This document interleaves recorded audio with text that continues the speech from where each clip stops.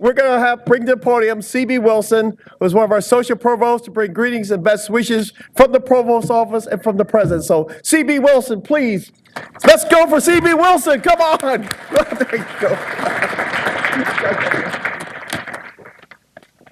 Thank you, Dana, and good evening, everyone. It's a real pleasure to have an opportunity to make some welcoming remarks tonight on this occasion, which recognizes the accomplishments of the 2015 class of inductees to the College of Physical Activities and Sports Sciences Hall of Fame, as well as an outstanding alumna and a distinguished faculty colleague. The contributions that these 6 individuals have made to the college, the university, their professions, and the communities in which they live are clearly significant.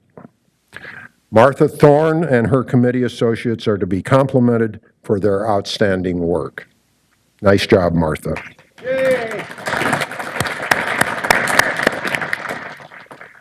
Now, those of you that know me, and that includes many of you here tonight, know that I am very fond of making connections. In fact, Jack Watson asked me what happened on this date in some other year, because he's heard me do this before. Sometimes these connections appear to be unrelated, but that is not the case tonight. On this date, in 1944, that is exactly 71 years ago today, the Martha Graham Ballet Company staged the first performance of the ballet Appalachian Spring by Aaron Copland. The ballet included the Shaker tune, Simple Gifts. Of course, this tune has become a part of the culture of West Virginia University and has been performed by the Mountaineer Marching Band at home football games and other athletic events on a regular basis since 1973. Many of you here tonight probably cannot remember when Simple Gifts was not played at a home football game. The tune was written by Joseph Brackett, a member of a Shaker community in Maine in 1848. I want to quote the first part of the lyrics. "'Tis the gift to be simple, 'tis the gift to be free, 'tis the gift to come down where we ought to be. And when we find ourselves in the place just right, 'twill be in the valley of love and delight. Tonight, we have come down where we ought to be. And we find ourselves in the place just right." I appreciate your attendance here tonight at this important event. I regret that I will be unable to stay for the balance of the evening, but I do offer my good wishes, as well as those of President E. Gordon Gee, Provost Joyce E. McConnell, and my colleagues in Stewart Hall to tonight's honorees. Congratulations to you all, and thank the rest of you for your kind attention. Thank you. Thank you, C.B. Always a pleasure, buddy. Thank you. How about a round of applause for Mary and her string quartet? They always do a fantastic job. So please stand and be recognized. Always doing a fantastic job. Well, believe it or not, this is the 28th consecutive CPASS Hall of Fame induction ceremonies. This program actually was started by the former dean, J. William Douglas, in a way to pay tribute to those outstanding alums who not only bring tribute to themselves, but also to our wonderful university. So Bill Douglas, thank you for this great idea, and hopefully we carry on that great tradition now in 28 years. Tonight, we'll recognize 128 individuals being inducted to Hall of Fame. We'll also recognize the 28th outstanding alums. So let's give a round of applause for 128 inductees and 20 outstanding alums. These year's inductees represent professionals from professions of law, athletic administration, education, coaching, and professional sports. So ladies and gentlemen, the roll call will be taken. It's my pleasure and honor to introduce the class of 2015. First, recognize David Cohen, escorted by Megan Holbrook. David Cohen.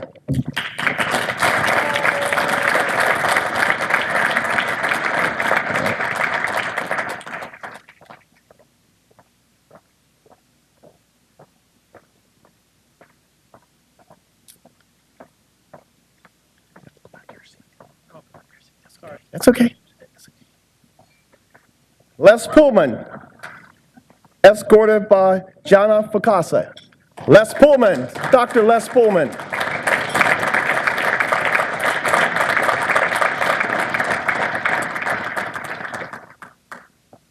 Next, Ronald Shoecraft, escorted by Jessica DeAngelis. Ron Shoecraft.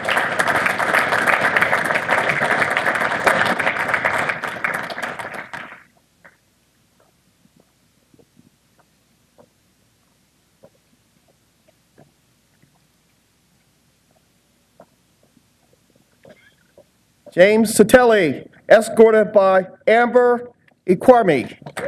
Yes, James, come on down here.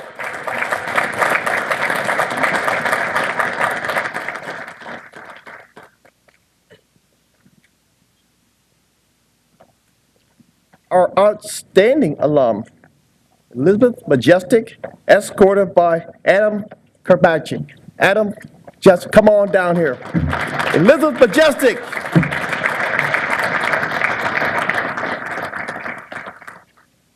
We have another award entitled the Outstanding Servant. So please stand and recognize Lynn Hauser, escorted by Jana. Jana's coming back. Les and Jana, come on, Les. Lynn Hauser, former Associate Dean.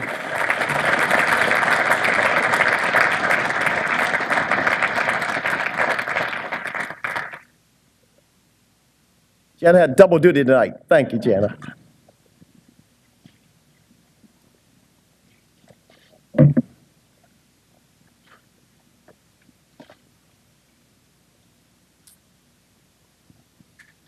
I also want to take an opportunity to recognize the college's faculty and staff.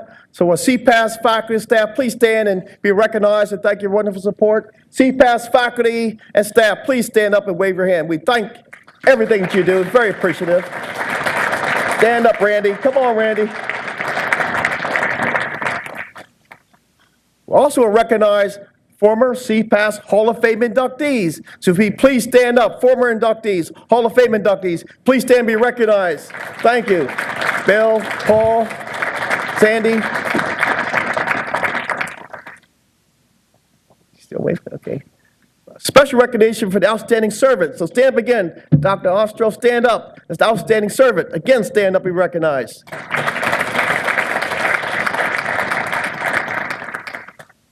Oh, it's a great committee to work with.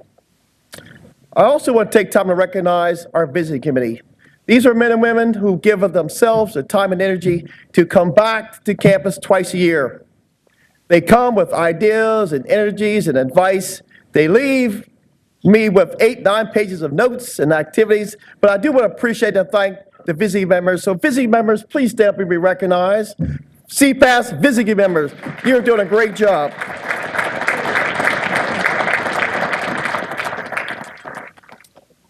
I now invite the chair of the committee, Julie Wallace-Carr, to the podium, please, do some other recognition. Julie Carr.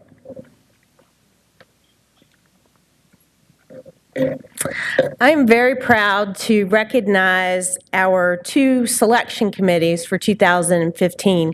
These 2 committees have done a lot of work beyond our visiting committees meetings in the fall and the spring. They pretty much work year-round, sorting through the nominations and making recommendations. So first of all, the Hall of Fame Selection Committee is chaired by Martha Thorne, and William Alsop is the co-chair. If y'all would please stand.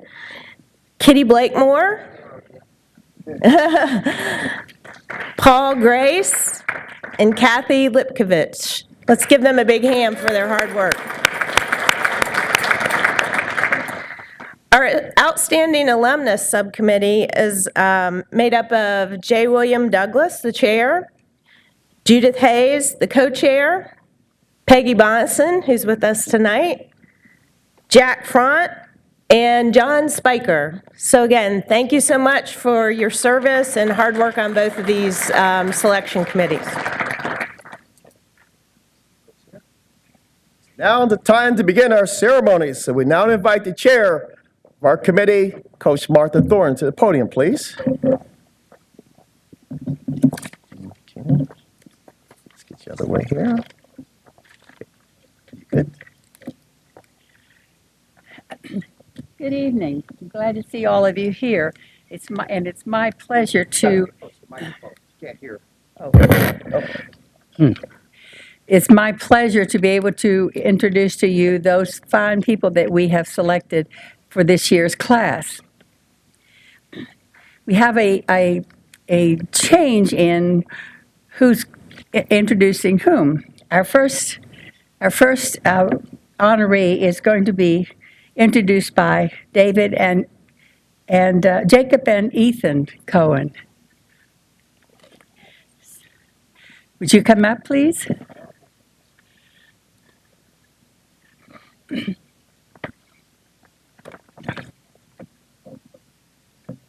Oh, you need a chair stand? Will this work? There you go. Wait a minute. Let's see if that's. Get up. You want to stand up here? This one's not working. This one doesn't work. It's on. It's okay. Okay, we liked it. Good evening, everybody. I'm Jacob Cohen, David's wife, the lovely Audrey. I was supposed to be here, but unfortunately, she was not able to come. So she wrote some words, and I was elected to read them to you. And as such, I have my assistant here, who's David's son. And for your information, David's resume is handed in, so I'm not going to bore you with the wonderful things, but I'll just mention a couple of things. This is a quote from Time magazine, 1992, that said, "Visionaries are possessed creatures." You may disagree with that, but men and women in the grips of belief so powerful that they ignore everything else to ensure that reality catches up with their dreams. For always behind the action is an idea, a passionate sense of what is eternal in human nature and also what's coming, but as yet unseen just over the horizon. End of quote. So with that, I will remember that these words are his wife's words, not mine. The 1992 quote captures the enterprising spirit of my husband, David Cohen. From the moment we met 20 years ago, I knew he was a man of big dreams and lofty ambitions. Mission one, to identify and procure a lovely and intelligent wife. Mission accomplished. He said, mission accomplished. Mission two, to be fruitful and produce a male heir that possesses the same attribute and vision and qualities. Mission accomplished. In fact, 6 years old Ethan has already learned how to negotiate terms of his bedtime and reward for good behavior. Mission accomplished. All joking aside, David's professional career can be summed really in 2 words: passion and commitment.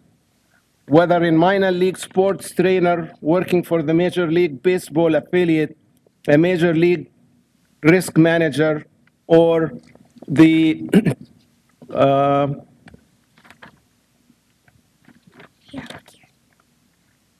he's guiding me where the words are.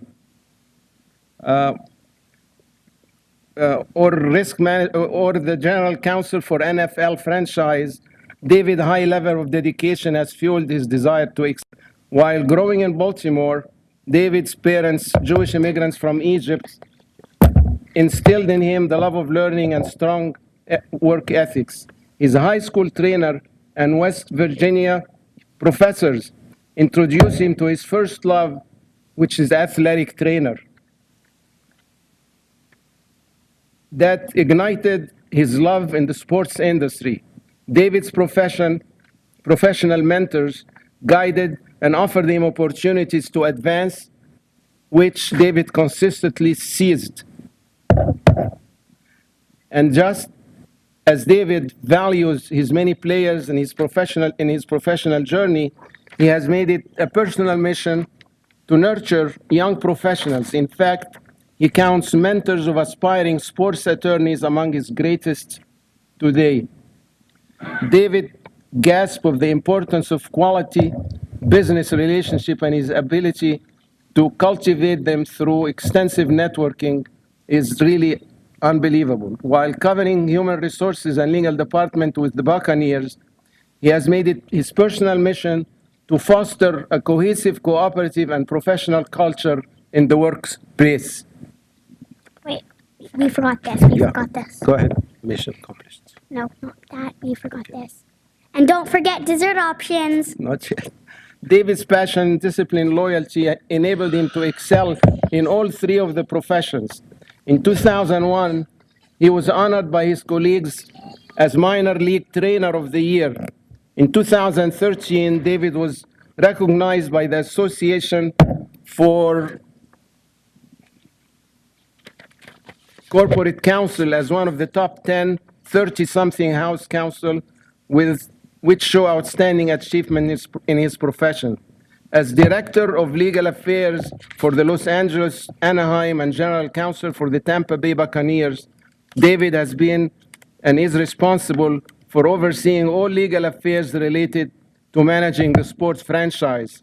However, what makes David stand out most is tremendous problem solver. Day in and day out, his job requires him to solve problem and he's very suited for the task.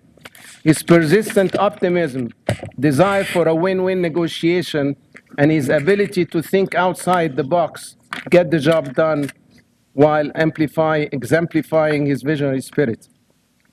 Our wish for David and on this night and always is that as you view the puzzle of your life, that you eye it with great personal satisfaction. Your family will always stand by your side as you continue to identify and manipulate these puzzle pieces. You can wait to see where your big dreams, your lofty goals, and your big hearts take you next. And whatever lies just over the horizon, know that you already achieved one of the most important missions. You're making a difference in the field you love. And perhaps most importantly, I ask your son, what loves you most about you? He's thankful for me, and I'm thankful for him. He's patient, like when I have something and he wants it. When I have something and, such as one of his flashlights. He has good manners and he's fun.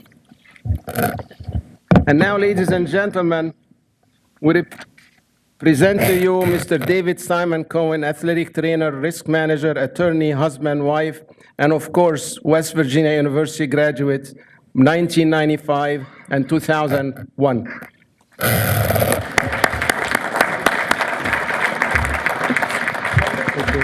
And if you want to know my name is Ethan Michael Cohen. Hello. You did a good job. Wait, no. You did a good job. Thank you for helping. Is yours too? No. No?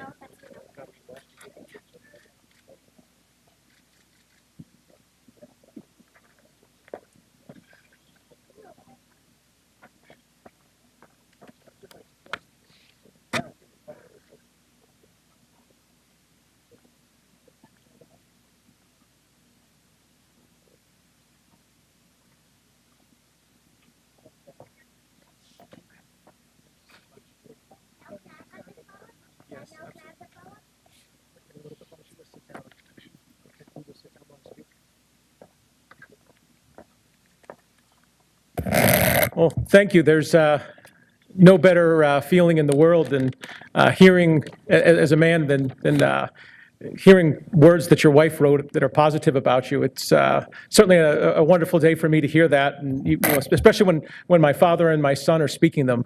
Words from my wife of love and spoken by two people I love more than anything.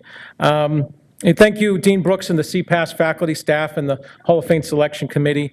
I'm so happy and so honored to be here today. My father said mentioned my wife, so there was some sadness today that she couldn't be in attendance. Unfortunately, a few weeks ago, she was rear-ended, so she's dealing with some issues. But I do ask, on a similar vein, when you go home and on your way back and wherever you may be going, please don't drive distracted. Whatever you're doing, your cell phone can wait. The life that you save, the person that doesn't get hurt may be someone in your own community. So, success doesn't come in a vacuum, and I'm grateful for many for what I've accomplished so far, and that are really a part of this honor. I've been very lucky to have been able to enjoy some very, very rich experiences in my career, and I think that my father and my son shared some of them. I mean, I've gotten to be part of playoff runs. I've gotten to help put on all-star games. I've gotten to participate as an athletic trainer in all-star games. Obviously, being selected by my peers as athletic trainer of the year in all minor league baseball in 2001 was an honor, and so many different things. But the biggest honors really have to do with others. Having seen people that I worked with and mentored go on to work for the Phoenix Coyotes, Phoenix Suns, Jacksonville Jaguars, University of San Diego, some other places. That's really some of the biggest professional honors that I've got. This honor is very special to me. Looking at the inductees, both today and in past, I'm really proud to stand with them.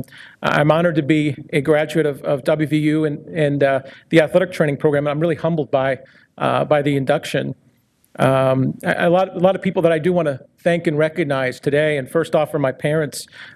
It's funny, this is going to sound like my wife wrote this based on what my dad said, but I guess that's as much on the same page as my wife and I are, that my parents came to the United States with nothing but a desire to succeed. They worked hard and instilled both a joy of learning and a value of hard work in myself and in my brothers. And they built a really good life for us, and I'm so grateful for them every day. Not a day goes by that I don't think I use the lessons that I learned from them. I remember being a youngster and watching my mother go through and get a master's degree, and that really instilled the value of education. We're trying to do the same for our son now and teach him the value of learning and hard work as well. I want to thank my brothers, Morris and Sam, as well. We all pushed each other to excel. We share pride in each other's accomplishments, and I'm proud of each of them, just as I know that they're proud of me as well. My journey into athletic training and into sports started in high school. I think that was mentioned earlier as a student athletic trainer at my high school. And a gentleman that was my high school athletic trainer named Jim Talbert is someone that was a major influence. He really got my fire stoked as far as being an athletic trainer, and that's what led me to come to school here at West Virginia. He gave me a chance to contribute and do positive things, and I'm forever grateful for that. Here at West Virginia, there's so many people, John Spiker, Vince, Dave, Randy, many others that were on the faculty, on the staff, that were clinical instructors. I'm so grateful for each of you. You gave me a chance to further develop my skills. And even though I'm not in a patient care setting anymore, I'm still a certified athletic trainer. I'm still proud to be certified athletic trainer, and I really still use the same skills. Just as I remember hearing back in eval class from Randy, don't pigeonhole your evals. It's funny what you remember. The same lesson holds true whether you're working as an athletic trainer or working as a lawyer. You can't assume that there's a particular issue and there's a particular reason for it. You really have to dig deep and find out and take the time to peel away the layers of the onion to find out why. And just like as an athletic trainer, you can't treat the symptoms, you've got to treat the underlying problems that cause issues. It's the same thing as a lawyer. You may have a claim, you may have a piece of litigation, you may have an HR issue, but it may become maybe a management training issue. It may be a personnel training issue. It may be a systemic issue. And you've got to really get in, figure out what needs to be changed and make those changes to prevent things from happening. My first sport was obviously baseball professionally. And there's lots of folks at the Expos and the Red Sox and the Orioles that I'm grateful for. People like Brian Ebel, who's now the assistant athletic trainer for the Orioles, that gave me a great opportunity. And two people that I really want to recognize from my days with the Angels are Bill Stoneman and Molly Jolly. Gave me the first chance to work in the front office and really mentored me on how to be a front office professional, and taught me a lot about business. Now I'm in football, last 3 years, and Brian Ford and the Glazer family are great. Brian's a great example of loyalty and hard work, and if anyone ever has a chance to meet him, he's a great person. But also many colleagues. I learn from others, and I try and teach others in the same way. Colleagues taught me how to be a lawyer, taught me how to be a manager, taught me business, just as many of them made me when I was on the field, taught me to be a better athletic trainer as well. And professional organizations, too, another great opportunity to lead. Two people that I can't thank enough are my wife, Audria, and my son, Ethan. They put up with so much. They put up with a career change, starting off as an athletic trainer, ending up a lawyer, and 3 years of law school that came with it. They put up with the long hours that comes inherently with being in the sport. And I think of the words of one of my big mentors, Bill Stoneman, when he said that the sports world, it's a very jealous mistress. It's very, very true. And my wife has been a wonderful rock and inspiration, and very patient over the years. They've also put up with multiple moves across the country. If you look at some of the places we've been on this wonderful journey, starting in North Carolina and Florida and Pennsylvania, stop in Arizona, then California, then back to Florida. And we've been in a lot of different places over the years. And I think my wife being flexible over the years with that has really allowed me to achieve a lot of the things that I have. But those two people, my wife and my son, really give my life meaning. And they're a reason to go home every night. And I'm forever grateful and lucky to have them with me. But again, to the faculty, I want to thank you for impacting my life and the life of so many others. To the students that are here, I encourage you to work hard and get involved. Make things happen. You are responsible for your own career. Things won't happen on their own unless you make them happen. Go out and make connections. Do the things that you can do. Go above and beyond. To my fellow inductees, congratulations. I'm honored to be sitting amongst you. And to my family, thank you, and I love you all very much. Thank you.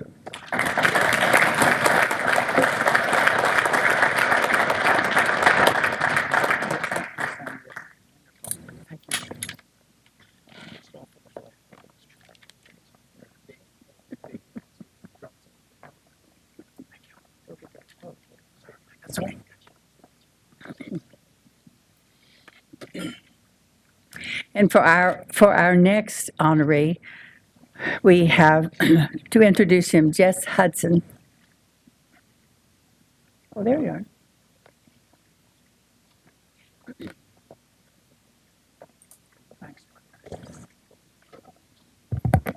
Thank you, Coach Thorne, and good evening.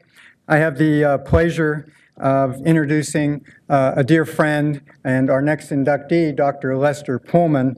I met Les a little over 35 years ago, hanging out at the soccer office with Coach John McGrath. Les was finishing up his doctorate degree and was a very capable assistant for Coach McGrath.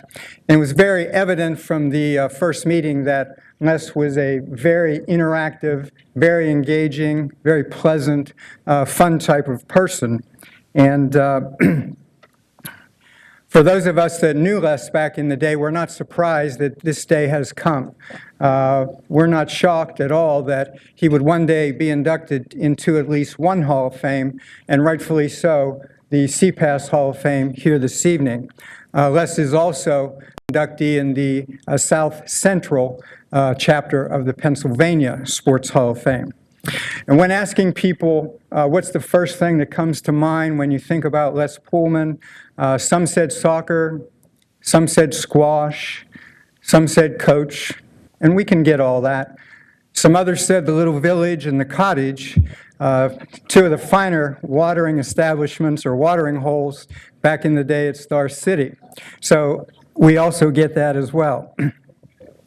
But for me, what comes to mind is I think of a very caring person, very well educated, very intelligent, and someone that really is devoted and very passionate about his life's work. And it was very evident when Les was on the CPASS committee for several terms. The depth of his intellect contributed greatly to that committee. After leaving West Virginia, Les moved on to and accepted a job at Mount Holyoke for 9 years up in Massachusetts. And he was the athletic director, chair of the physical education department, soccer coach. And I was really stunned to see that he was an assistant basketball coach. And for a soccer guy, and if I can bring in our next inductee, his great friend, Coach Ron Shoecraft, also a soccer guy. The rumor has it back in the day when they suited up for a basketball game at the field house with the old pros, at least when they dribbled, Coach Shoecraft used his hand and Les used his feet. After 8 years at Mount Holyoke, Les moved on to Dickinson College, located in Carlisle in central Pennsylvania. He was the athletic director, chair of the physical education department, also a soccer coach. And for those that are familiar with Division III, while Les had 2 titles listed on paper, the job is never done, and the duties go far beyond being an athletic director and a chair of a PE department. Some of those job responsibilities would be intramurals, work study, facilities both inside and out, staff, advising, setting up the tutoring schedules, coaching sports during times of need. So when you're an athletic director at a Division III school, you spend an awful lot of time, and a 40-hour work week is not in your vocabulary. Les also served on many committees there, many search committees, very involved in community, and served on a national soccer committee for all divisions and was the chair of the Division III soccer committee. In order to be as successful as Les was in his career, had to have a great and understanding family. His lovely wife, Kim, who is with us tonight, his 2 children, Andrew and David, gave their full blessing so Les could be the best AD and employee that he could possibly be when serving. In addition to spending all day on campus, the sacrifices are made. You spend many evenings, many weekends supporting the hundreds of student athletes and their coaches. And again, the job is just, it's never done. Under Les, Dickinson had 2 national champions in track and field, just shy of 50 conference championships. There was participation in postseason championship play in 18 of the 23 sports, and probably one of the great achievements was a top 10 ranking in Division III, where they finished 41st out of over 450 Division III schools in the All Directors Cup. And certainly that is a direct reflection on Les doing a great job within his job, hiring great coaches, and then giving them the resources necessary to be very successful. When doing a little research for Les's introduction, I came across some comments from Dr. William Durden, a former president at Dickinson. Every so often, I would see a note on my calendar that I had a meeting with Les. I would chuckle to myself, knowing that I knew what the topic would be about almost every meeting, and that's more support for athletics, i.e. more money. And Les would walk into my office with a big smile and that charming personality, cheerio, cheerio, he always says. And then he would go for the juggler. And that's when, you go for the money. And Les was good at that. I also solicited other comments from Dickinson, unbeknownst to Les, the consummate gentleman of Division III athletics. Always took time to get to know all the student athletes and the coaches, supported everyone equally, well-respected, very involved with both the Dickinson and Carlisle communities. His retirement has left a large void at Dickinson, and he is truly missed. That comes from Dr. Paul Richards, the new chair of the Physical Education Department. Les had great people skills, was an excellent communicator. He knew when a coach or a student was having a difficult day, and he was great at listening and offering a pat on the back to help keep spirits high. Les worked tirelessly to raise funds to serve not only the campus, but the community as well. One of his biggest accomplishments was the building of a state-of-the-art fitness center. And it was no surprise in 2006, Dickinson College was named the most fit college in America. And no doubt Les had everything to do with that. Les was always a strong advocate for those he served. He was and is a man of great integrity. He left an indelible mark on the many lives he touched, both on and off campus, and his legacy will live on for many years to come. Les recently ended his almost 30-year tenure at Dickinson College as an administrator, as a coach, and an educator, and is currently still in touch with CPASS by serving on the Capital Campaign Committee, which has been very successful. In closing, simply put, borrowing a phrase from the world of poker, Les was like pocket aces. With him at the helm and him in charge, you felt totally comfortable pushing all your chips to the center of the table and going all in. Les was and is simply that good.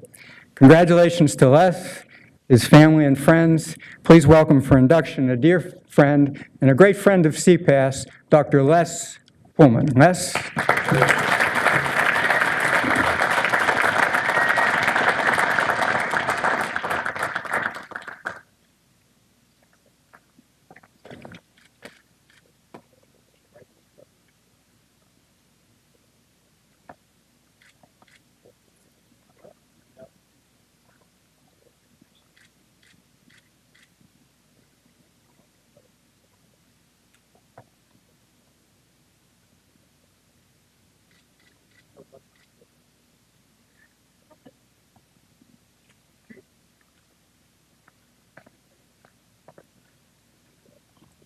Thank you. Good evening, everybody.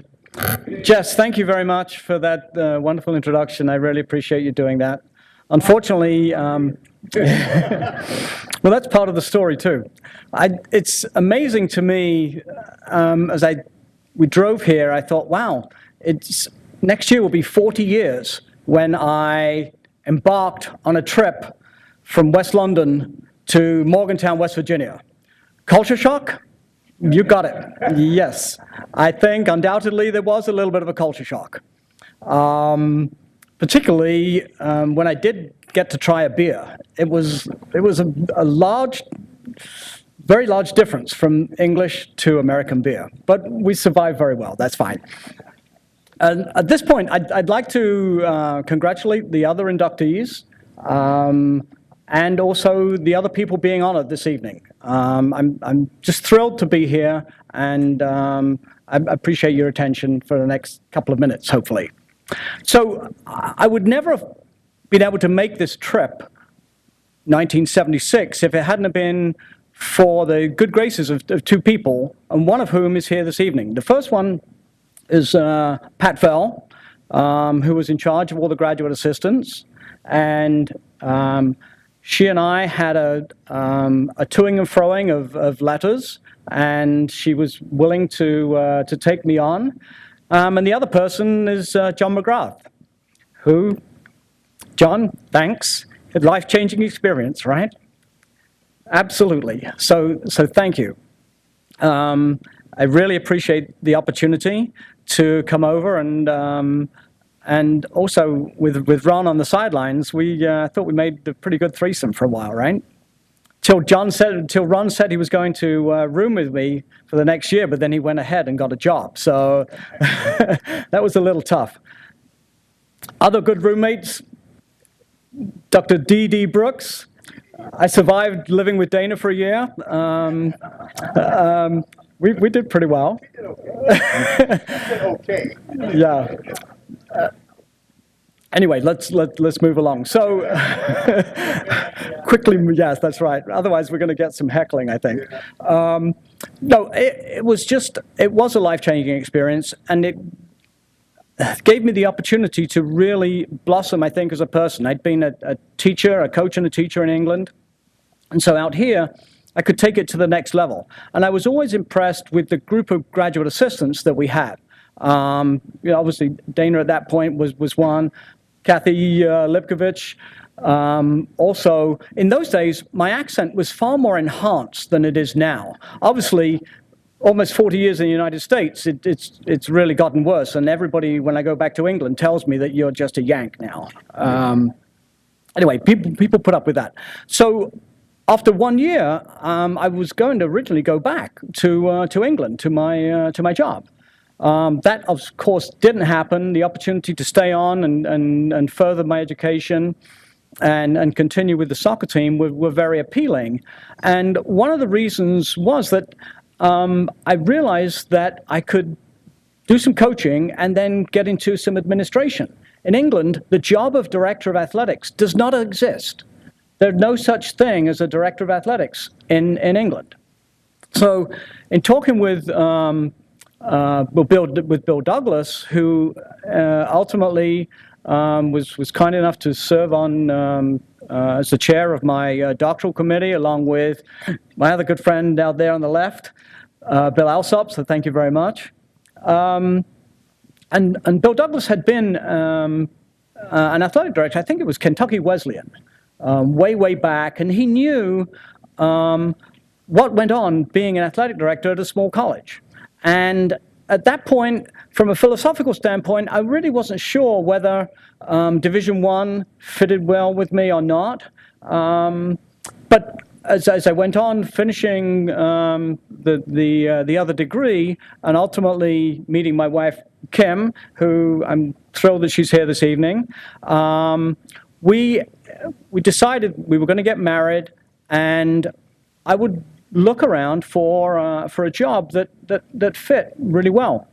And I'm really fortunate that my name is Leslie, because when Mount Holyoke looked at it after I applied, Mount Holyoke, those of you that know, is one of the original Seven Sisters colleges, all female, and I still have the first letter from them that says, "Dear Miss Pullman, we're interested in your credentials and we'll be calling you to talk about an interview." Yes, they called. The lady, who was a friend in the end, called, and of course no caller ID in those days, had no idea, and she said, "I'd like to meet with Leslie Pullman." I said, "Yeah, that's me, you've got him." No, Leslie Pullman. But ultimately, I interviewed for the job. I was the first male they ever hired in the athletic department, and 3 years later, became the athletic director as well as coaching, starting the women's soccer team. We were pretty successful, went to the nationals a couple of times, but probably one of the most difficult jobs as an athletic director at Mount Holyoke at that time, this is in the early 80s, was the president was very much into equestrian. We had been national champions in equestrian, which was something pretty special up in Massachusetts. And we built a brand new barn for 54 horses. So what did I have to do? I had to figure out what to do with the manure every week from 54 horses. How often do Division I athletic directors have to deal with that sort of thing? Not too often, I know. Anyway, wonderful time at Mount Holyoke. Time to move on. Wanted to go to a co-ed school. Wanted to see if I could oversee the other football. Dickinson proved to be a great match. I thought we'd be there for 4 or 5 years, but Carlisle, Pennsylvania, except for the trucks, is a wonderful little town. Those of you that have driven 81 know how tough that is. And Dickinson's the 12th oldest college in the country, plenty of tradition, went down with the Englishmen pretty well. And as you heard from Jess, a very supportive administration that recognized the importance of scholar athletes. So in particular, the last 4 years, we we spent $1 million on athletic facilities, which is really wonderful that they recognize the importance of that. I'm very fortunate, had a wonderful career there, opportunity to serve on a wide variety of committees, including an International Olympic Committee as part of an NCAA committee, as well as the soccer. It was absolutely bittersweet when I decided to retire, but there are other things that we want to do. So at this point, all I can say is I really appreciate this honor. I want to thank the committee in particular. Thank you. I want to thank my wife because she's had to put up with, as you heard Jess say, Division III athletic director is one end of the continuum. Division I, obviously, and professional, as you heard from David, the other end of the continuum. But we're involved in a lot of things, and she's had to put up with a lot over the past 36 years. I'm really sorry my two sons couldn't be here tonight. Both heavily involved in their careers and with young families. Tough to travel, as many of you know. My younger son is an associate AD at Columbia University. So he's trying to do the same sort of thing, so that's neat for me. My older son is in mainline Philly, and he is a head squash coach, amongst other things. So they're both involved in education. The last thing I want to say is that this College of Physical Activity and Sports Sciences has grown immeasurably over the last few years. And in almost all the instances, it's due to one person. And that person gives devotedly to this college. And Dana Brooks, I just want to recognize you. Super.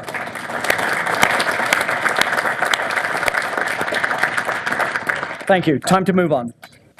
Sorry. Thank you. Thank you.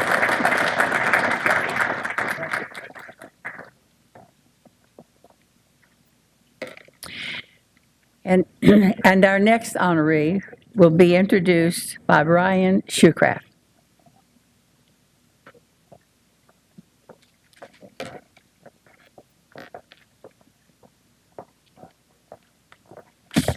Good evening. It's my pleasure to introduce my father, Ron Shoecraft, as the next inductee into the CPASS Hall of Fame. Ron has always spoken fondly about his time in Morgantown, and I think the best example of this is how hard he tried to get me to go to college at WVU. Sorry, Dad. Yeah, all right. How's that? Better? I'll lean in a little bit. There we go. That sounds better. So after finishing his bachelor's and master's here at WVU, Ron went on to become men's soccer coach and a professor at Massachusetts College of Liberal Arts. In nearly 30 seasons on the field, his teams amassed 292 wins, made 16 postseason appearances, including 5 conference championships and 1 NCAA Final Four appearance, and had 25 all-regional players, 6 of whom went on to play professionally. Ron was twice named the New England Coach of the Year, among many other honors. As a member of the faculty in the physical education and biology departments, Ron taught courses ranging from a broad range of topics, spanning from physical and occupational therapy to coaching education.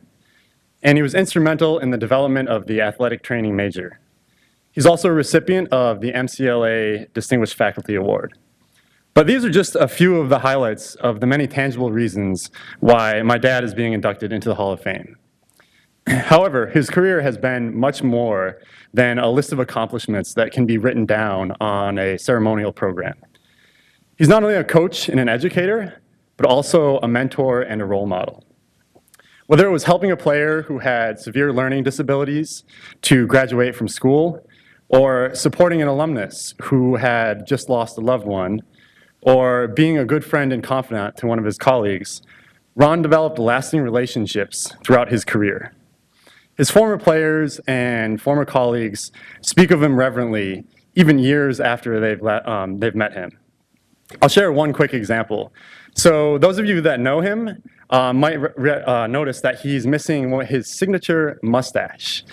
About 2 years ago, he shaved it off. Mom thought he looked a lot younger. And that year at the annual alumni soccer tournament, about half of his players showed up with a surprise. They all had grown mustaches to honor their former coach. Clearly, Ron has engendered a level of respect and admiration that knows no bounds. I've seen the same qualities in him as a father, and I hope you all agree with me in saying that it's not about the wins and the awards that qualifies him to be in this Hall of Fame, but it's rather his uses of his position as a coach and an educator to be a role model and mentor for younger adults. I can't think of anyone more deserving of this honor. Congratulations, Dad.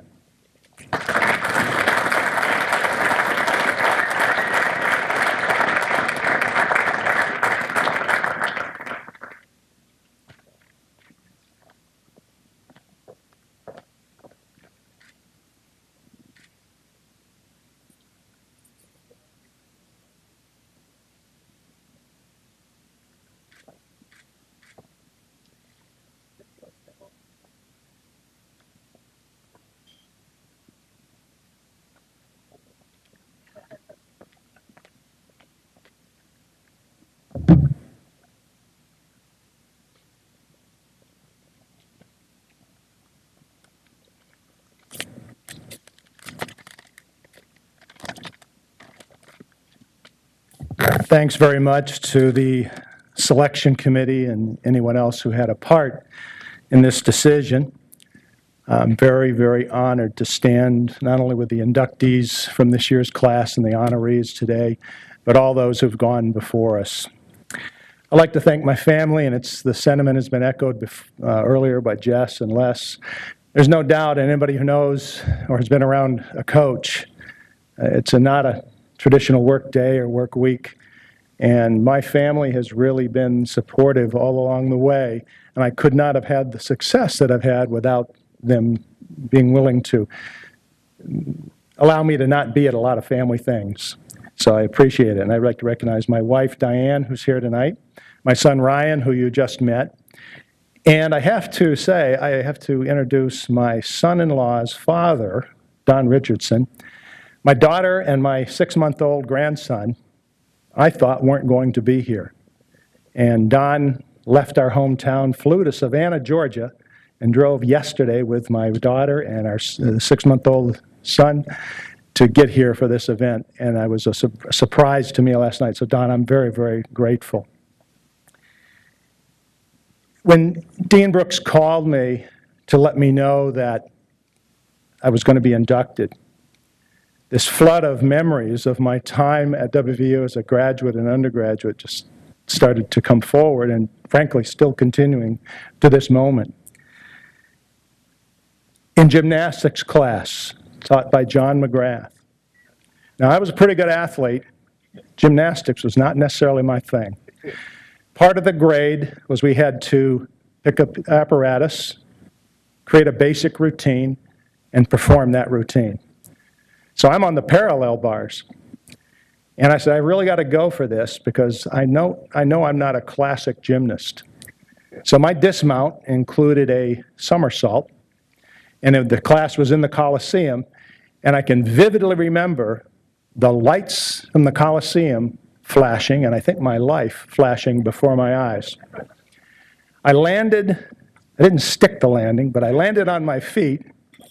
Once I realized that, I thrust my chest out, my arms up, as if I had won Olympic gold. Former men's gymnastic coach Bill Bonsall would have been very proud. The second part of that apparatus was you had to prove that you could adequately spot someone to make their performance safe. So I had to spot for a guy named Doug Stevens. Doug's nickname was Ox.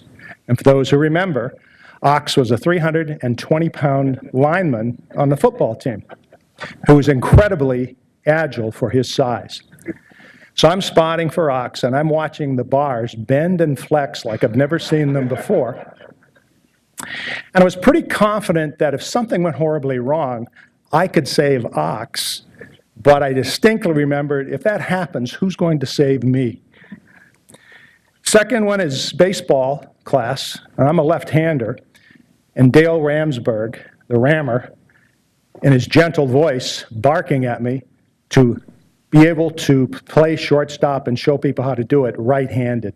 Because he said, if you're going to be able to do it and teach it, you have to demonstrate it.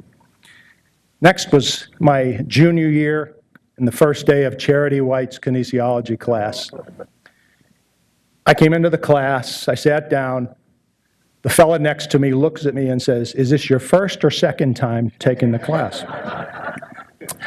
A little concerned, I said, my answer was, well, this is my first and my last. And the name Charity in no way describes her grading philosophy. And finally, the last sort of vivid memory was my first year helping out Coach McGrath as a graduate assistant. And we were in a game, and I'm sure the game was well in hand, because at one point he sort of walked over, his arms were folded, and he whispered in my ear, "Why don't you take it from here?" And I learned very quickly the distinct difference from being an assistant coach to a head coach. And the reason I mention these are threads that I think ran through the undergraduate and certainly the graduate program. And the thread was that there was a high standard. You were expected to perform. You were pushed beyond your comfort zone. But at the same time, all the faculty were there to support you and mentor you. And what that led to was you walked out of that program being totally prepared for what you were going to do. I'd like to acknowledge Coach McGrath. It was my first recruiting visit with him, and that really sort of cemented the decision to choose this school. Little did I know that that decision, the impact that having attended WVU and playing for John would have on my life, even to this day. I knew immediately what I wanted to do. I wanted to teach and coach. That led to my graduation, a graduate school, a GA position. At the end of that, I had a very chance meeting with Paul Grace at a conference. And Paul told me about a position at North Adams State College in Massachusetts. He said they're looking for someone who can teach in the faculty role, but also coach men's soccer. So I applied for the position, survived a first interview, and had a second interview, one of two finalists with the president of the college. And Paul remembers he was a very no-nonsense, stoic guy. And in that interview, I could not read at all how I was doing from his responses. And he asked sort of one of the standard interview questions. He says, "Where do you see yourself in 5 years?" So I thought for a moment, and I said, well, Dr. Amsler, I see myself sitting in the office, and a former player comes back and says, "I'm really glad I chose this school, and I'm glad I played for you." And for the first time, he smiled, and he wagged his finger, and he says, "I like that answer." I've been to that school to this day. I am retiring at the end of this semester after 38 and a half years. And this honor is incredible. If I could have written a script of the place that launched my career and now ending my career to have this honor of joining the Hall of Fame, I couldn't have written it any better. You know, as far as John goes, incredibly loyal guy. Had a pretty good success in soccer, but two stories I want to share with you was we came down here, and I brought my team to play WVU. Hard-fought game. We lost 2-0, but I was proud to show my team where I'd come from and to play against my old coach. At the end of the game, I said, you know, if you ever get the opportunity to return the game, I really would appreciate it. And about 3 years later, he got a call from the University of Connecticut coach, who was very much into starting interregional play. And he said to John, you can play UConn on a Sunday, and I will find you another game on the previous Friday. And John says, you don't have to do that. I have a game already. And he said, well, who's that? He goes, it's North Adams State. And Joe Moroni goes, well, they're Division III. Why would you play them? He says, because I owe them a game. So as luck would have it, it was a beautiful Friday afternoon, early October. We had just had an inauguration ceremony that morning for a new incoming president, so classes were canceled. And the local media and community had picked up on the fact that it was the Mountaineers were coming to town, and it was my alma mater, so we had an unbelievably large crowd. We played pretty well. The game ended 0-0 draw. I was pretty happy. And as we're going through the line, shaking hands, John draws me in close, whispers in my ear, "I will never come back here to play again." Coach, I want to say to you, I love you. I want to say to you that I am glad I chose West Virginia and this program, and I'm glad I got the opportunity to play for you. Again, I am honored, humbled, thrilled, and privileged to join this group. Thank you so much.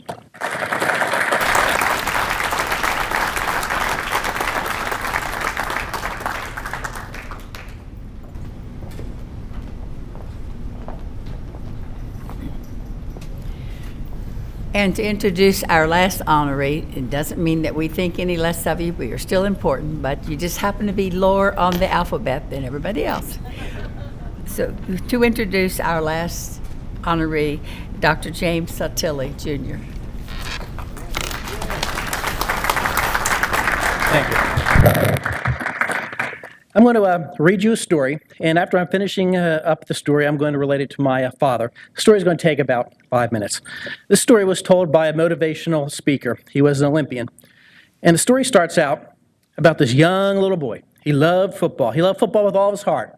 He gave his heart and soul into everything he did, time after time after time. He got absolutely nowhere with football. Came time for elementary school. He tried his best, did everything he thought he could possibly do to play football, but he failed. Time after time. He goes off to middle school, same thing. He was a terrible athlete. But he had a father. And his father one day came up to him and said, "Son, if you don't want to play sports, you don't have to play sports." His father and son, they had a very special relationship. But his son continued at the activity of football. Came time for high school, and again, he gave his heart and soul into playing football. He got absolutely nowhere. Came time for college. Everybody, and I mean everybody, didn't think this boy could make it on a college team. So he did a walk-on. He walked on, he put his heart and soul into that game, into that sport. And guess what? He made it. The coach admitted he put him on that team because he was motivated. He could be successful if he continued to try his very best. He was so excited, he called his father right away. And his father was elated. And he made it clear to his son, if you don't want to play football, you don't have to play football. I love you for who you are. His mother died a while back, so he valued his son. He valued his father. As he was playing in his last season of football, college football, they were losing. They were losing poorly during this big football game. And he got a telegram before that game at the practice. And on that telegram, the coach came up and he said, "Son, I have something sad to tell you. Your father called and he died." You could see the tears welling up in the boy's eyes. And he said, "Thank you, Coach, thank you." And the coach said, "If you don't want to attend the big football game on this Saturday, you don't have to attend." As I said, they weren't doing well at all. And as the game progressed, halfway through, the boy came back from his father's funeral, walked into the locker room, changed his gear, got dressed up, and trotted out onto the field. His teammates couldn't believe what he was doing. He goes right up to the coach. He says, Coach, you got to put me into the game. I have to play this game." Coach ignored him. He didn't want his worst player in this game. The player didn't give up. He continued, followed the coach along. He said, "Coach, please, I'll do my best." And the coach finally gave in. He said, "Son, I'll put you in for one play." The boy goes into that one play, and he was like a superstar. He passed, he blocked, he intercepted a ball, and ran in for a touchdown. They hoisted him onto his shoulders. The stadium let loose. You never heard such cries and cheers from a stadium before. The player felt special. The game ended. The boy's in the locker room, lonely, alone, by himself. The team cleared out. The coach saw him in the corner there. Coach goes up to him. He said, "Son, you were fantastic. What got into you? You were a superstar." Tears were pouring down from his eyes. And he goes, "Coach, you knew my father died. But did you know my father was blind? He could not see. Today was the very first day that he could see me play, and I wanted to show him that I was a superstar, that I could be the very best that I could be." And the coach cried. The coach and the player walked out together, thinking that they did something well. I want you to think about this right now. Somebody loves you. Somebody cares about you. Somebody wants to be with you. How does this relate to my father? My father had a vision from the very first time he was an athlete. That vision was of success. That vision was to teach students to be the best they could be when he was a teacher. When he was a coach, he taught his students to be the best they could be as an athlete, as a student athlete. He set school records. He set high school records. He set university records. It was together with my mother, who supported him through all that process, that he was so successful. And with that, I'd like to introduce my father.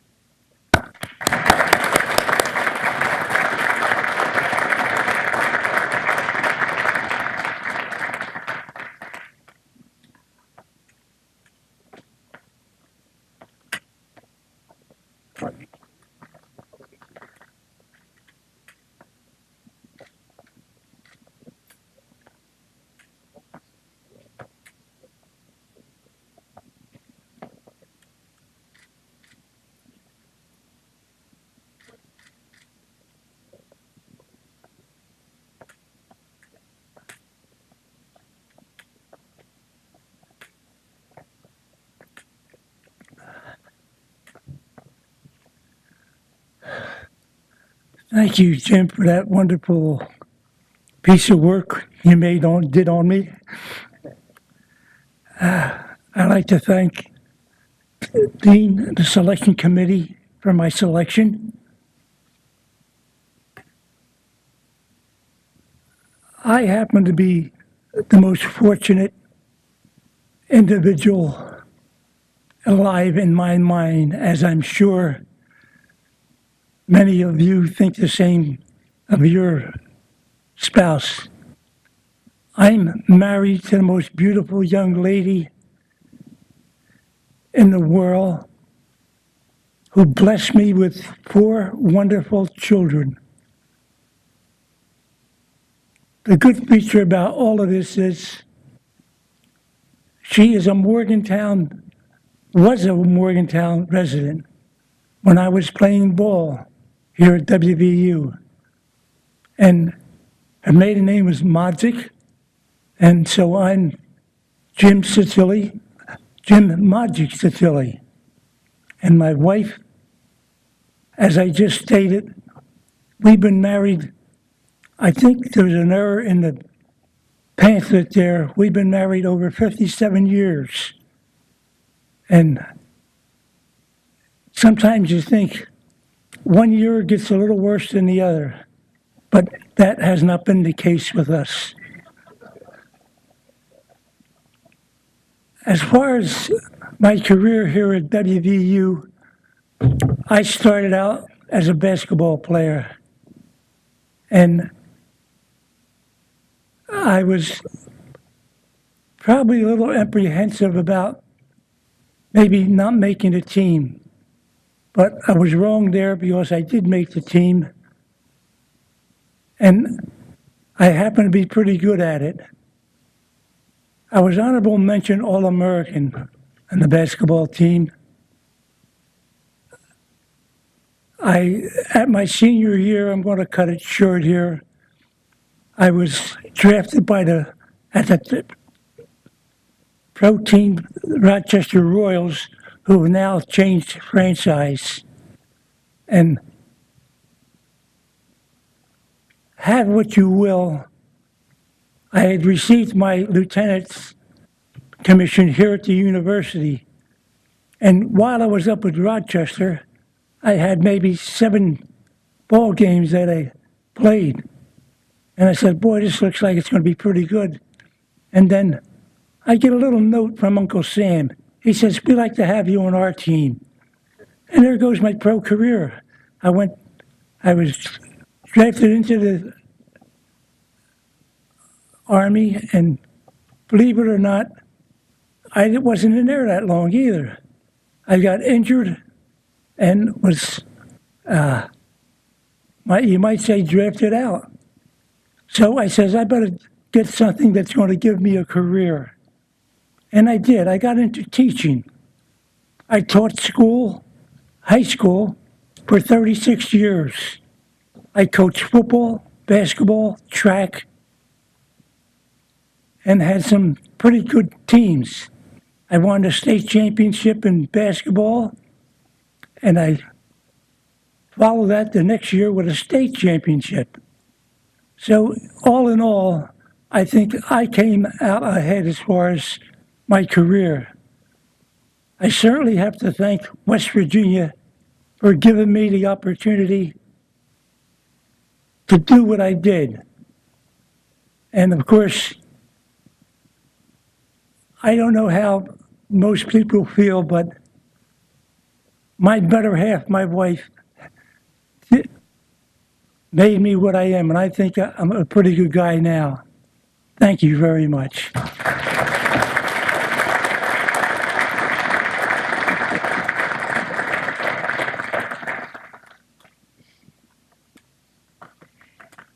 I think that I'd like for you to give an applause for the whole bunch. I think my committee made a wonderful choice with these 4 people.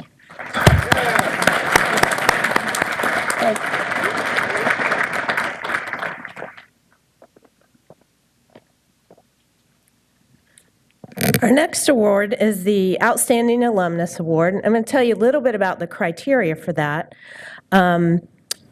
Award winners need to be previously inducted into the CPASS Hall of Fame, hold at least 1 degree from the college, and must be an alum for more than 5 years. And so it is my pleasure to introduce Steve Cahill, who will be introducing Elizabeth Majestic this evening. So Steve.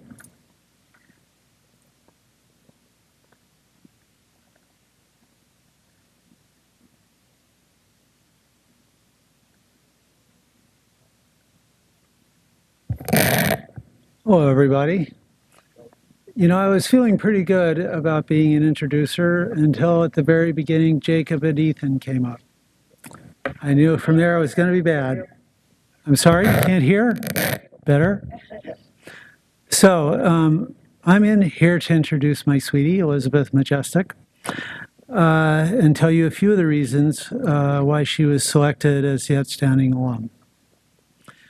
Before I start, a great deal of her career was at CDC, and I want to offer a little context there.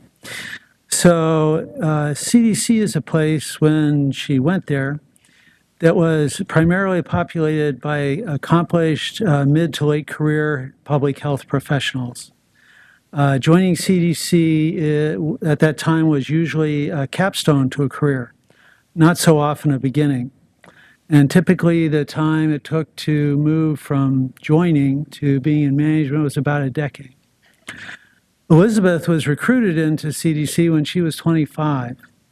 9 months later, she was made the chief of a key section of the Division of Adolescent and School Health at the Center for Chronic Disease Prevention and Health Promotion.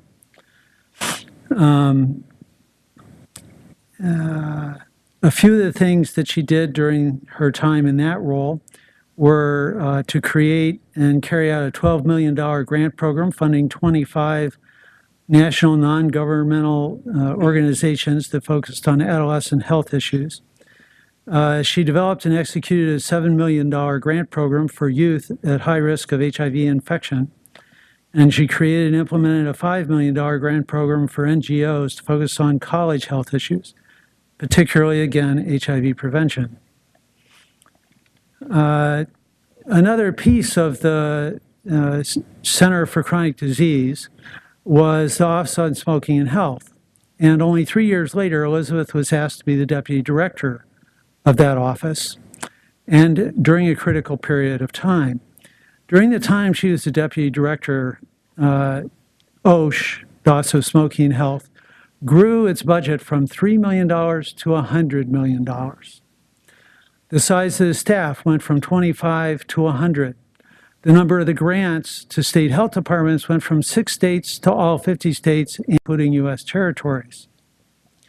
In addition, she secured $2 million in foundation funding to support the first ever National Youth Tobacco Survey, and she briefly served as the acting director of the division.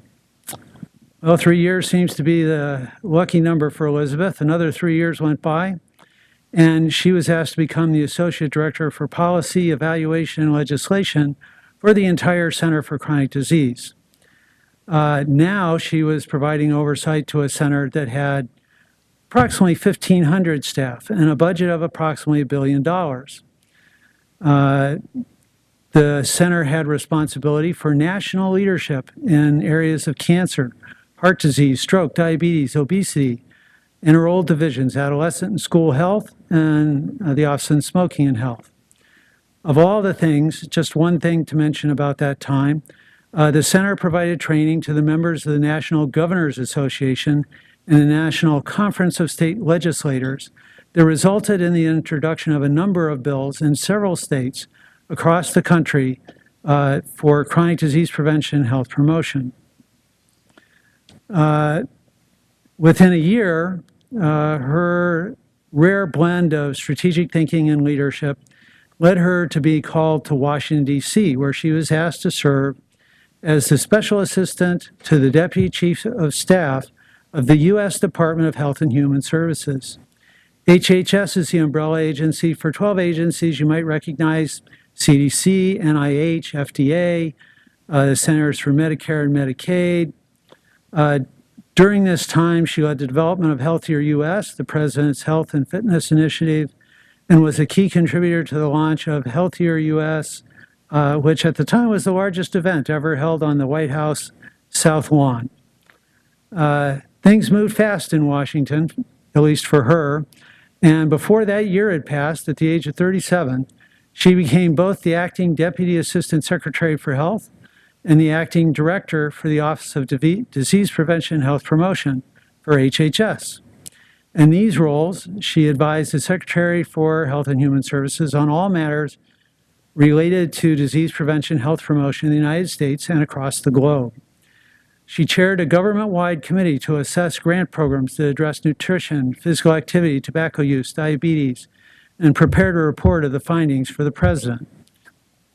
She created a $125 million program for states and communities called Steps to a Healthier U.S., which focused on reducing obesity, diabetes, asthma, and tobacco use. And she served as part of the U.S. delegation to the 2003 World Health Assembly in Geneva, Switzerland.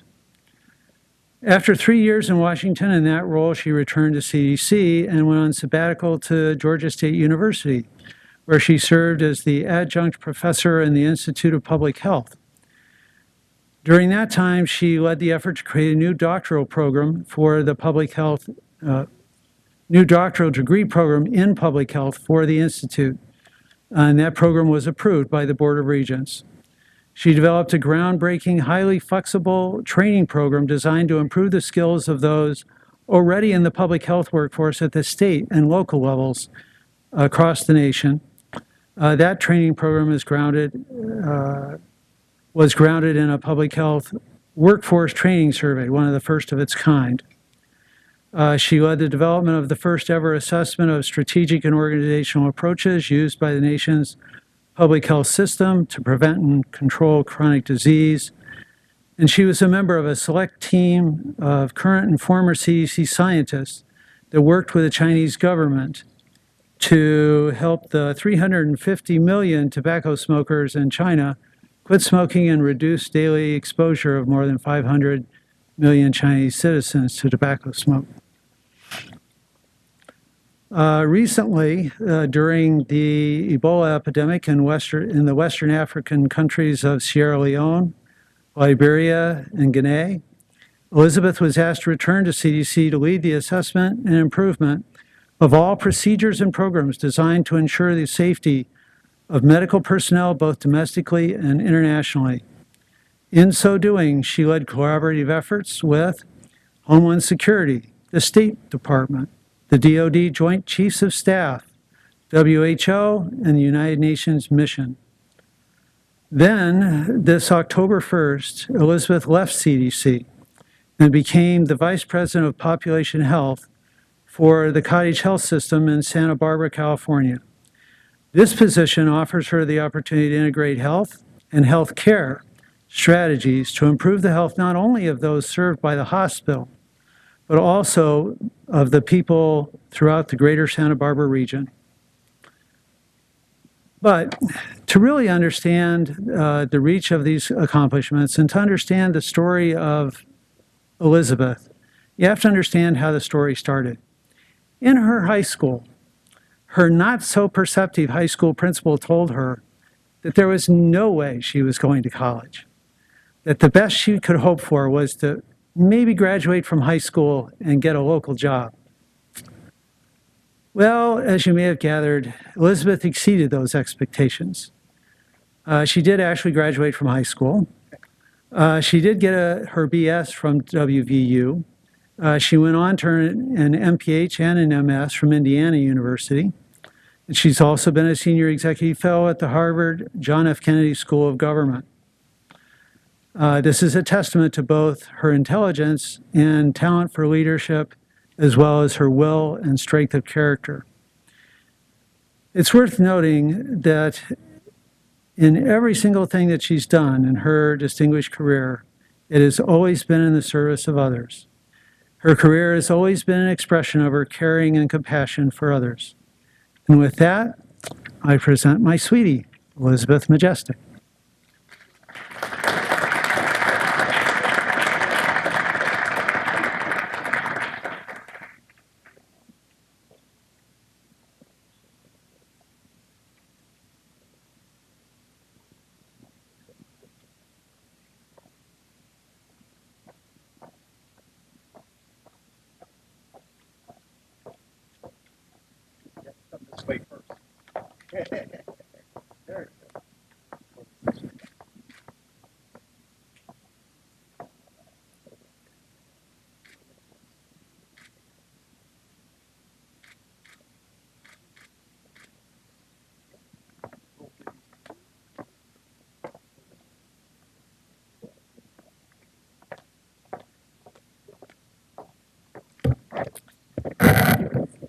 Thank you very much. Am I a lucky woman or what? What a great introduction. Thank you, babe.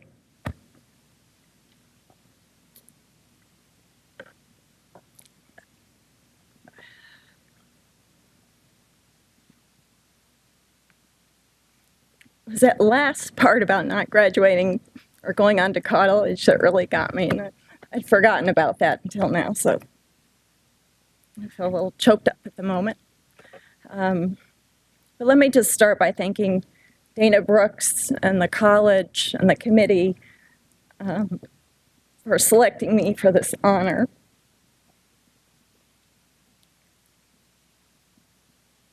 As you can tell, I'm quite touched.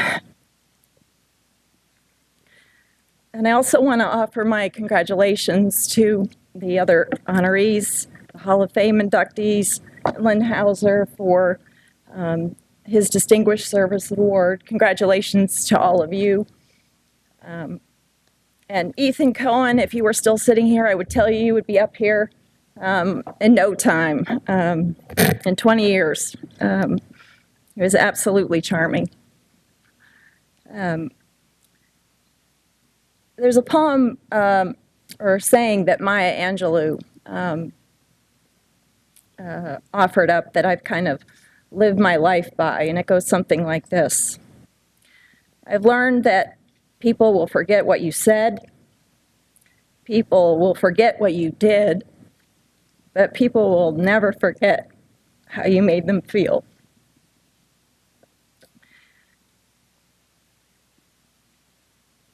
And this institution has made me feel not just loved, but supported throughout my entire career. When I look back at what people taught me when I came to WVU, I never knew that sociology could be applied to sport. But when I learned that, I thought it was the coolest thing that you could take a discipline and apply it to the institution of sport. At least that's what we used to say, Dana. I don't know. All right, I remember something there. But I really thought that that was a really neat thing, that you could look at psychology of sport or sociology of sport. And it was the methods of doing that that really kind of awakened my intellectual curiosity, and really set the stage for my future career. Because much of what you do in public health is you bring together different disciplines in ways that are quite confusing to most, but extremely important to the endeavor of improving population health. And when they talk about people forget about what you did, there are so many things that people did for me when I was here as a student. And they were large and small. I remember I was a work study student and for Pat Fail. And I would see Kitty Blakemore and Martha Thorne, and they would come in and they would talk, and I would learn from them. And inevitably, I would come up after, a day of classes, and I'd be hungry, and Linda or Joan would have an apple or a brownie for me to eat, which I would gobble down. Those are the little things, but they make a big deal in a college student's life. And that was the experience that I had, was getting to know the faculty in ways that really were very meaningful to me, to the point where I come back today and I'm happy to see them and we're hugging each other. But Dana Brooks also played such an important role for me. He introduced me to Valerie and encouraged our relationship and our connection. And I'm so glad that you're here today, Valerie. It means so much to me that you are. But Valerie and I worked together and terrorized Dana, which was great fun for us. But it was those relationships and those connections and the establishment of the networks that supported me then and support me now. And then, of course, there was Patricia Fail, who really did play an extraordinary role in setting me on my path to public health. She actually encouraged me to take a look at it, because I kept saying to her, I really like this stuff here. I like the physical education. I like the sports sciences, but I'm really interested in nutrition, and I'm really interested in medicine, but I don't want to do medicine. I see that there are large problems, health problems in society, and I'm really interested in how you address that. And so she told me about the field of public health, and that was not a field at the time that West Virginia had. But she put her heart into it and sent me to her alma mater, Indiana University, and made that connection for me. And that really did launch my career in public health. So my resume looks a bit different than perhaps the other honorees, but everything that I learned here at West Virginia, from the beginning of my intellectual curiosity to supporting people in ways that really are meaningful, and that will be with you for the rest of your life, started here. So thank you very much.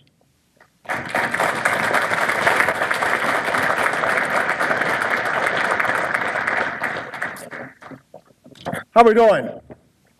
Let's stretch. Just raise your hands. Just come on. Take a deep breath. We need this. This is the College of Physical Activity and Sports Sciences. We need to stretch a little bit. This is fantastic. Again, congratulations, inductees. It's quite an honor, quite an evening. It's my honor to present the Outstanding Servant Award. This award is presented to a CPASS faculty member or staff member who over time provided exemplary service to the college and to the university and to one's profession. The recipient must not hold a degree from WVU.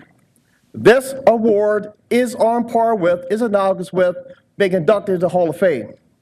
So with that being said, it's Lynn Hausner, if you'll please come forward. Dr. Lynn Hausner. Okay, come on, Dr. Lynn Hausner.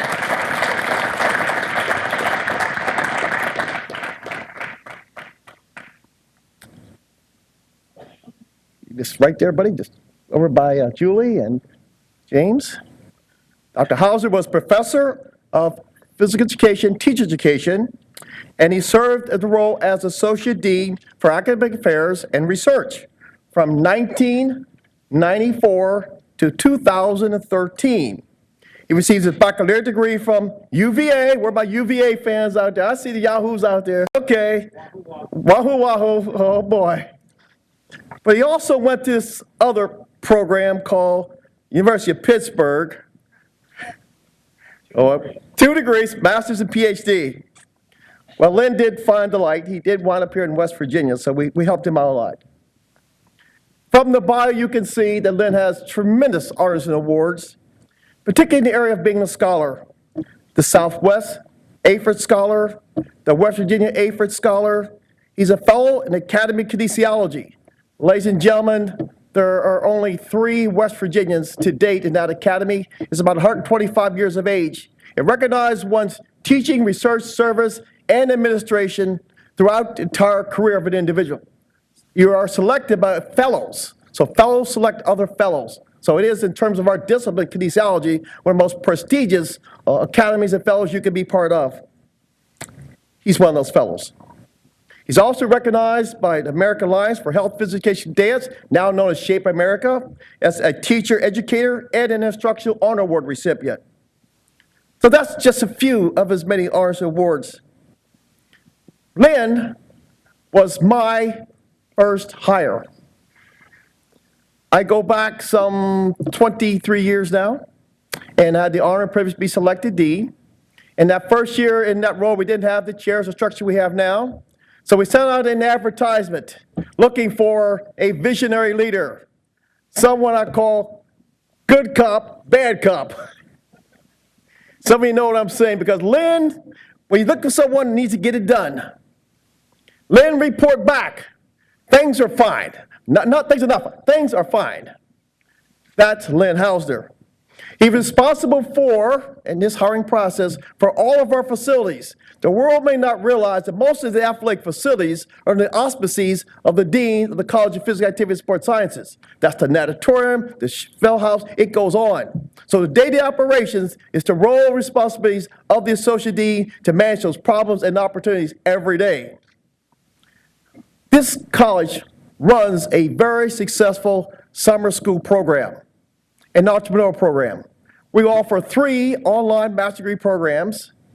The man to my right had a brainchild of offering, you ready for this one? Sports management online delivered in Spanish. This is one of his brainchilds. He was also the architect of taking us forward with online programs. We had one of the first online master's degree programs in physical education, teacher education. I said to Lynn, my associate dean then, Lynn, the enrollment in master's program is going down. I can make the tough call and eliminate it. Or Lynn, come back with a new strategy. Lynn came back with the online master's degree program in teacher education. Very well, doing extremely well. Summer school drives what we do. Lynn Hausner was also the prime mover in this transfer to our new building, the new CPASS building. We said we wouldn't put together a task force, a transition team. Guess who got the opportunity to work day-to-day to make that happen? Lynn Hausner. So Lynn, who was on your committee, transition, will all the transition committee members raise their hands to help us move the new building? Raise your hand. This is monumental. I deserve no credit. It's all the men and women, the faculty that I work with deserve the credit. I just kept to stand up here. But I want to thank the men and women on transition. Lynn was driving force behind that, and they all shaking their head, yes, every day. Ladies and gentlemen, do you realize that building at one time was a 4-story building? The CPASS building. At one time, it was 2 separate buildings. Budget reallocation, budget decisions made at levels way beyond my pay grade. So there were many architectural designs and change and modifications. So every time I come back, Lynn, what are you and your committee going to do? So we saw many iterations of our new CPASS building. Lynn's job was also chairing the Academic Standards Committee. What does that mean in English? That's the second to last stop you have in our college before you come to my office, which is the last stop. Students come there who are academic probation, suspension. The job of that committee was to hear their case, in some case recommend probation, or some cases recommend to me suspension. Long story short, if I remember one story, Lynn, a student left your office, was not happy with Lynn's decision, and decided to put their hands into a wall. Good news, it wasn't concrete. The student changed her life. Again, looking back at Lynn's career, it's not about the academics, and he's truly a scholar in his field. It's not about his own personal success, it's giving back. The man chaired master's theses, doctoral dissertations. He is a driving force for internationalizing and globalizing our programs at CPASS. We have to tell a story about the trailer. This is the trailer in Preston County. The scholars come in from China, around the world. They could have stayed in the Marriott or the Hotel Morgan, but no, they had to visit Lynn and stay at Lynn's trailer. There are many stories you need to hear about this trailer, but if you can imagine, Lynn's home, he's doing great, he got cats and dogs and animals out there, and then you have this trailer in Preston County, and men and women coming from China, and these things are hitting the roof, boom, boom, boom. Lynn? West Virginia condo. West Virginia condo. So I didn't say that, I'm not going there. But in terms of making a difference, in terms of impact and making a difference, I can think of no faculty member who is more deserving than the Distinguished Service Award than Dr. Lynn Hauser. Ladies and gentlemen, hands together for Dr. Lynn Hauser, this year's Outstanding Servant. Okay. You got gifts for Lynn? And then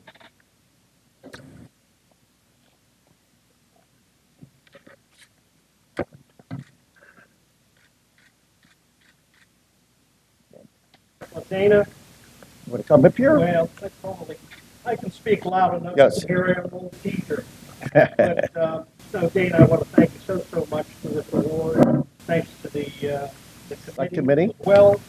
And I can think back to when I started at West Virginia University in 1994. And as you said, I was a patient, nurturing faculty. That's the words. Administrator. Bill, Andy, isn't that true? Kind of, sort of. I came in as a young administrator. I really didn't know what the task was, and I was irascible. I was impatient.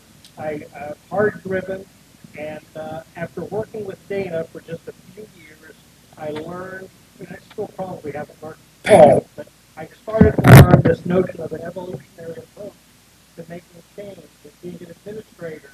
And he taught me so much over the 20 years that it just made the job easy. And it made it wonderful to come to work, and there was nothing like it. So Absolutely. Dana, really, thank you. Thank you, Lynn.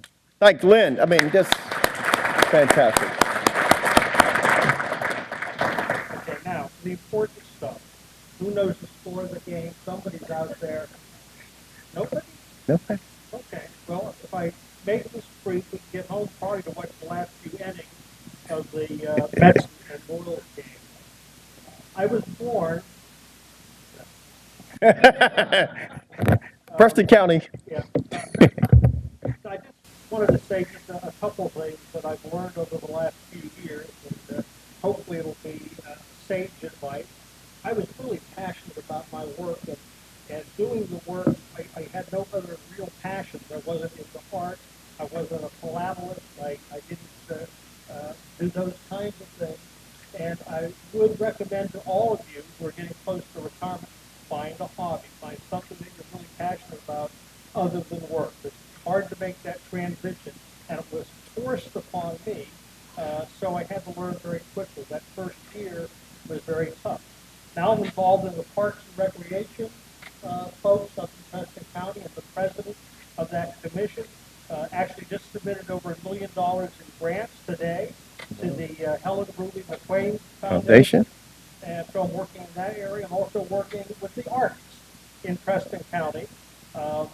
We have an arts council that meets every month. We're doing Rhodes Scholar program. Everybody knows the Elder Hostel. Well, Elder Hostel is now Rhodes Scholar, and we've submitted proposals for doing theater classes in Preston County, pottery classes, songwriting, and mountaineer tours throughout the area. So I'm playing in that as well. So have something to do in addition to your work. The second thing, don't put off anything that you're trying to think about doing tomorrow. Do it today. I was very fortunate to have a boss who really supported internationalizing our program. And I got to travel all over the world, which is a passion for me. So now that travel is difficult, until I get back into that wheelchair, manual wheelchair, and I can go on flights, I'll be traveling again. That's one of my goals. But I was into China 7 times. Jack and I went together on one of those trips. I've been to Africa. I've been to Scandinavia.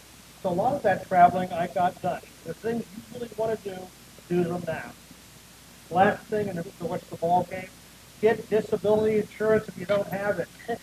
So, anyway, thank you much. I appreciate it. Thank you. Another round for Lynn Hauser.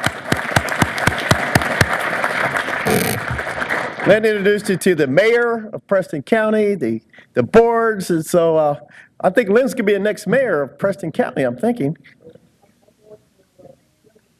Good luck. In closing, another round of applause for this year's inductees. Isn't it a fantastic class? Just absolutely fabulous. Is Reagan still back there? We have what's called the Dean Student Advisory Board. And Reagan, please stand up and please wave your hand. She's one of the board members. Been here all through the program. We're going to pass the baton to Reagan. So thank you for being here tonight with us. Appreciate that very much. In closing, each and every one of you, the inductees, has touched my life. The faculty members, I met Dave when we were down in Tampa and doing all great things. I said, we got to get Dave. We got to recognize this man. He's doing great work out there.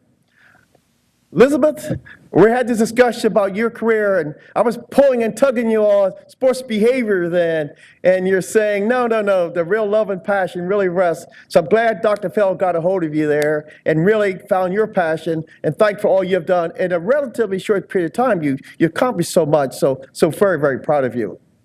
Dr. Les Pullman, there he is. I'm the pancake guy.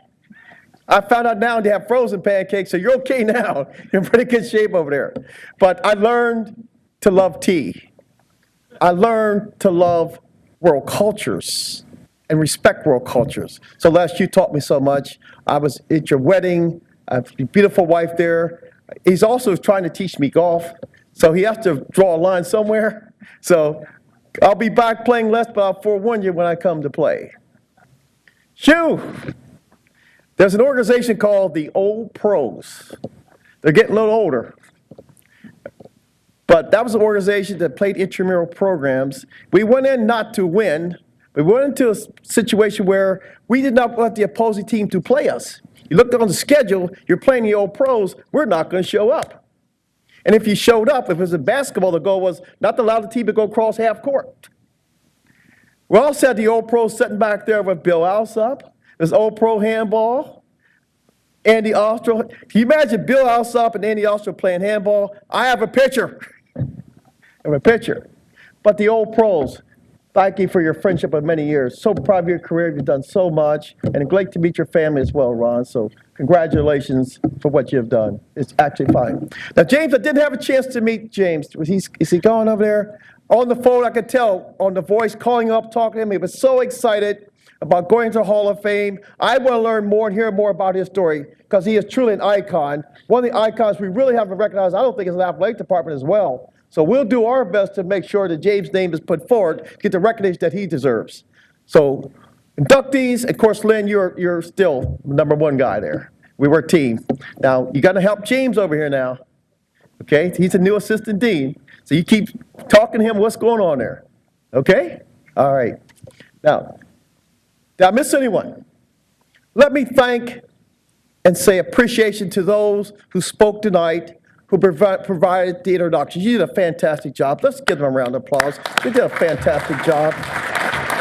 What that means dinner for the inductees. I'm helping you out there now. Last housekeeping. We have in CPASS, we have what's called the Wall of Honor. We update the Wall of Honor twice a year. So inductees, starting tomorrow or day after, is that right, Kim? Your photograph your bios will be on the Wall of Honor in the CPASS building on the first floor. Some of you have also been interviewed today. If you haven't had it done, we will interview you. So when you go on the Wall of Honor, you have your picture, your bio, and actually can speak about your experiences being inducted in the Hall of Fame. Everything is digitized now. Last order of business, we will take photographs. We'll have photographs taken of all the new inductees. The next photograph will be the inductees with the family members. The next photograph will be the CPASS Visiting Committee. So with that, good night. Let's go Mountaineers. Safe home, safe drive back home, and enjoy the evening. Yes.